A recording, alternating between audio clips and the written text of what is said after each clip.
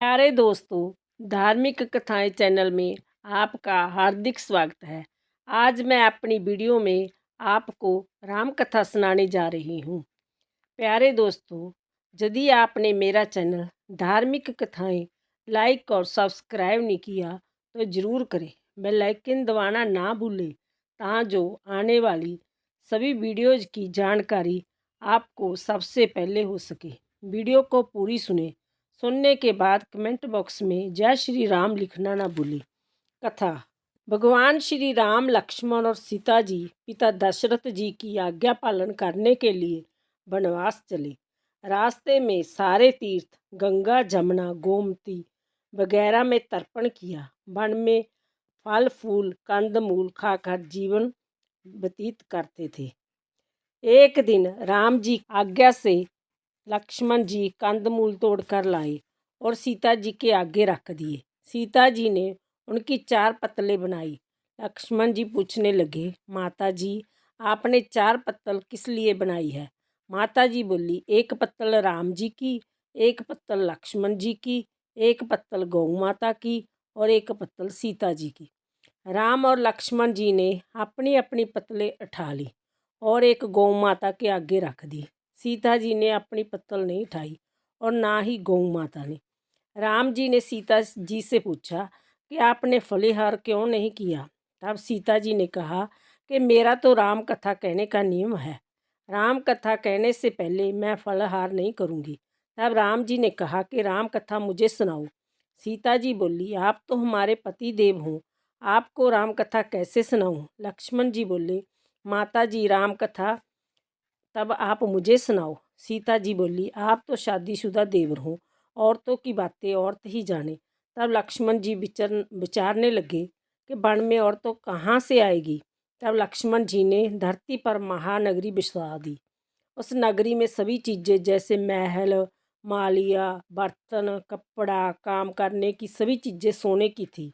उस नगरी का नाम सोने की नगरी रख दिया। इस सोने की नगरी में आदमी और औरतें दोनों को काफ़ी गर्व था। कोई भी व्यक्ति गरीब नहीं था। राजा से लेकर भंगी तक गर्व में पागल थे। सीता जी कुएं पर गई। वहाँ पनहरियाँ पानी भरने आई। उनकी मटका, झालर और इडनी तीनों सोने की थी। सीता जी कुएं पर बैठी औरतों से राम राम बोली, पर किसी भी औरत ने राम राम का जवाब नहीं दिया, क्योंकि वह तो सभी गर्व में डूबी हुई थी। थोड़ी देर में एक डावड़ी आई और सीता जी ने उसे से भी राम राम किया और बोली, आप हमारी राम कथा सुन लो। डावड़ी बोली, आपकी राम कथा मैं नहीं सुनती, मैं तो अपने घर को जा रही हूँ। सीता जी बोली, मेरे राम लक्ष्मण भूखे हैं। डावड़ी बोली, कौन से राम लक्ष्मण? मैं तो घर को जाती हूँ, मुझे तो मेरी माँ बुला रही है। इतना कहकर डावड़ी अपने घर को चली। सीता जी को गुस्सा आया, पूरी सोने की नगरी पित्तल की होगी। माँ ने पूछा, पूरा जेवर, मटका, इडनी सब खोटा कहाँ से कर लाई? डावड़ी ने कहा, मुझे तो पता नहीं, मैं तो जो पहनी हुई थी वही ले आई हूँ। पर कुएं पर एक सुंदर सी तपस्विनी बैठी थी। उसने कहा, मेरी राम कथा सुनो।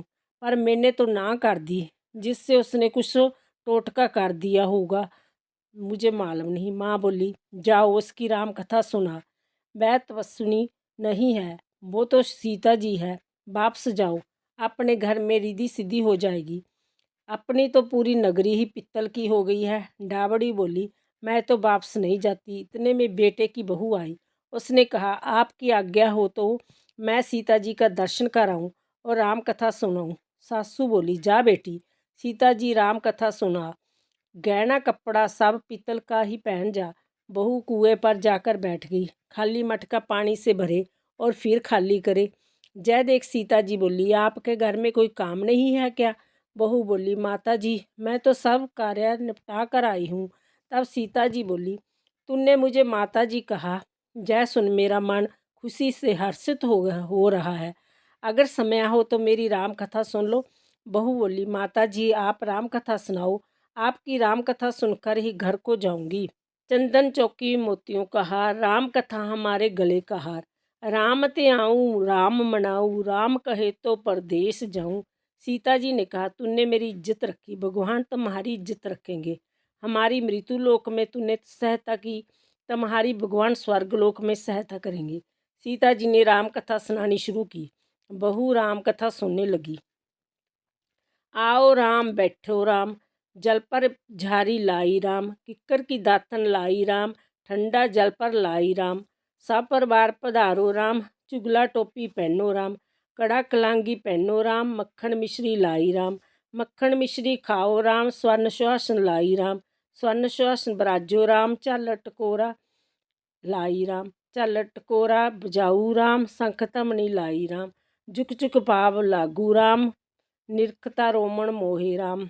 शरण अपनी लै लो राम, दूध कटोरा लाई राम। सीता चरण दबाए राम, सुखवर सेज सोए राम, चालर पंखा ढोले राम, हमें राम तुम्हें राम। रोम रोम में बसो श्री राम, घट घट में विराजो राम।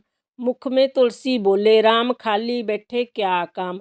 जब बोले जब राम ही राम, बोले पंछी राम ही राम। पूर्ण होए सब काम, मेवा चिरंजी लाई राम। रुच रुच भोग लगाओ राम, खट्टा मिठा चखो राम। चरखा परखो लाई राम, चरखा परखो चखो राम। जो पाए सो ले लो राम, मन में धोखा रखना नाम। राम कथा पूर्ण हुई तब सीता जी बोली, आपने हमारी राम कथा सुनी, हमारी सहायता की, आपने हमारे भूखे राम लक्ष्मण को खाना खिलवाया। भगवान आपको सातों स्वर्गों को का सुख देगा। सीता माता का आशीर्वाद ले बहू अपने घर जाने लगी। सीता जी ने अपने गले का हार तार कर बहू को पहना दिया। बहू अपने घर सासू जी को बोली कि मेरा मटका सिर से तारो। सासू जी बोली, हे बेटी, हीरा पन्ना का गहना कपड़ा और मटका, सिर का झालर इडनी हीरा से जलमला रहा है, यह सभी चीज़ें तू कहाँ से लाई? राजा जी सुनेंगे तो दंड देंगे। बहू बोली, मैं तो सीता जी से उनकी राम कथा सुनकर आ रही थी, उनकी कृपा से जय सभी हुआ है। सास बोली, ठीक है, रोज तुम राम कथा सुनाया करो। बहू रोज सीता जी के पास राम कथा सुनने जाने लगी। सुनते सुनते वर्ष गुजर गया। तब बहू ने कहा, माता जी कहानी का अध्यापन बताओ। माता जी बोली, 7 लड्डू, 1 नारियल लेना और फिर उनका 7 भाग करना। 1 भाग मंदिर में चढ़ाओ, मंदिर बनाने का जितना फल मिलेगा। 1 भाग तालाब में चढ़ाने से तालाब खुदवाने जितना धर्म होगा। 1 भाग भागवत पर चढ़ाने से भागवत सुनने का फल मिलेगा। 1 भाग तुलसी पर चढ़ाने से तुलसी की शादी करने जितना फल मिलेगा। 1 भाग कुंवारी कन्या को देने से कन्यादान करने का फल मिलेगा। 1 भाग ब्राह्मण को देने से ब्राह्मण को खाना खिलाने जितना फल मिलेगा। 1 भाग सूर्य भगवान को चढ़ाने से 33 करोड़ देवी देवता भोग लगाने जितना फल मिलेगा। बहुत जल्दी जल्दी घर आई, 7 लड्डू और 1 नारियल लाई, उसका 7 बराबर भाग किया। 1 भाग मंदिर में, 1 भाग तालाब में, 1 भाग भागवत में, 1 तुलसी में, 1 कन्या को, 1 ब्राह्मण को, 1 सूर्य भगवान को चढ़ाया। सूर्य भगवान को चढ़ाने से 33 करोड़ देवी देवताओं ने भोग लगा लिया। अब बहू फिर सीता जी के पास आई और बोली कि माता जी, मैंने सबका अध्यापन कर दिया। सीता जी बोली, अच्छा बहू, अब बैठ जाओ। 7 दिनों बाद वैकुंठ धाम से विमान आएगा। 7 दिनों के बाद ही वैकुंठ धाम में विमान रिमझिम करता आया। बहू बोली, सासू जी विमान आया है, आप भी चलो। सासू जी बोली, हे बहू, मैं अकेली कैसे जाऊं? आपने ससुर जी को ले लो, माता पिता को ले लो, भाई बंधु कुटुंब कबीले को ले लो, अड़ोसी पड़ोसी को ले लो। बहू ने सबको विमान में बैठा लिया। विमान फिर भी खाली रहा। इतने में ननद आई और बोली, भाभी जी, मुझे भी विमान में बैठा लो। माता जी ने देखा विमान में जगह ही नहीं है। बहू सीता जी को बोला, माता जी, हमारी नंद रानी को भी बैठाओ।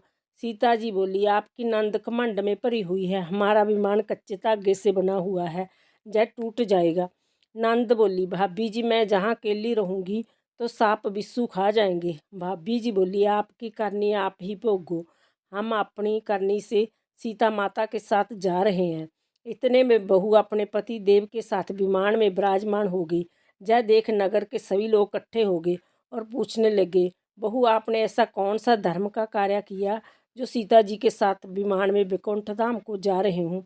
आपने रामायण का पाठ किया या गीता जी का पाठ किया या कोई खंड पुण्य किया जिससे कि स्वर्ग से विमान लेने आया है? बहू बोली, मैंने तो केवल सीता माता जी से राम कथा सुनी, उसका अध्यापन किया। नगरी राम नगरी के लोग कहने लगे, बहू हमें भी राम कथा सुनाओ। बहू ने सबको राम कथा सुनाई। कथा संपूर्ण होते ही पूरी नगरी सोने की होगी। बहू बोली, जो कोई राम कथा की 108 पुस्तकें बांटेगा उनको भी उतना ही फल मिलेगा जितना बहू को मिला। सभी नगरवासियों ने राम जी की जय जयकार की। सीता जी ने सबों को विमान में बिठा लिया। विमान स्वर्ग के रास्ते चल पड़ा। स्वर्ग के सातों द्वार अपने आप खुल गए। प्रथम द्वार पर नाग देवता सामने आए। सातों द्वार पार करने के बाद विमान स्वर्ग से नीचे उतरा। 33 करोड़ देवी देवता बहू से पूछने लगे, तुमने ऐसा कौन सा पुण्य का कार्य किया जिसके स्वर्ग के सातों द्वार पार करके हमारे पास आई हूँ। बहू बोली, मैंने तो सीता माता जी से राम कथा सुनी, उसका अध्यापन किया। 33 करोड़ देवी देवता बोले, हमें भी राम कथा सुनाओ। बहू ने सबको राम कथा सुनाई। बहू ने कहा, राम त्याऊँ राम मनाऊँ, राम कहे तो परदेश जाऊँ। सभी देवी देवता सीता माता की जय जयकार करने लगे। आप भी सब मिलकर बोलो, जय श्री राम, सीता माता की जय।